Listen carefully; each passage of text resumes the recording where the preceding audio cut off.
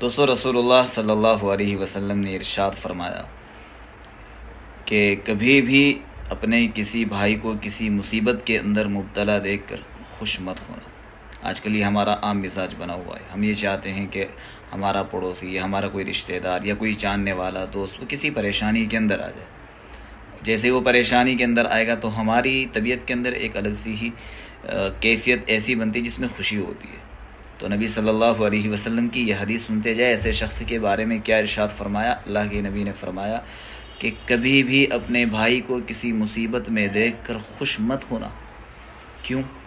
اس لیے کہ ہو سکتا ہے اللہ پاک اسے اس پریشانی سے نجات دے دے، اس تکلیف سے نکال دے، اس بیماری سے اسے بچا لے اور آپ کو مبتلا کر دے، یعنی آپ کو وہ بیماری لگ جائے، وہ پریشانی لگ جائے۔